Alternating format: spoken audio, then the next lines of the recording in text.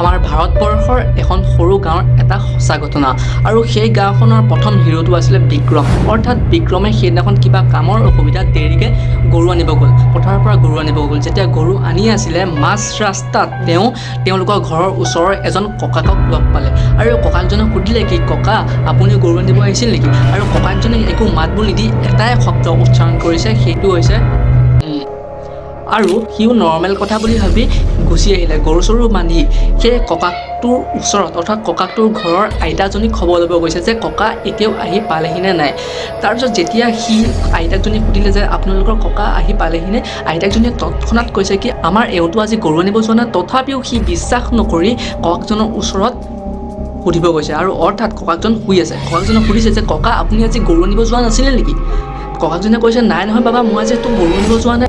অৰ্থাৎ সি হতভম্ব, সি কি ক'ম কি নক'ম বুলি লাগিছে। তাৰপিছত ককাকজনে কৈছে কি তেনেকৈ ভাবিবলগীয়া একো নাই, সেইজন আছিলে ডাঙৰীয়া। মনতে ভাবিছে যে বহুত কিবা এটা কৰি বাচিলোঁ আৰু তাৰ সঁচাকৈ সেই ৰাতি কোনো পধ্যে টোপনি নাহিলে। আৰু এই ভিডিঅ'টো শ্বেয়াৰ কৰা যোনে ডাঙৰীয়া নাই বুলি বিশ্বাস নকৰে।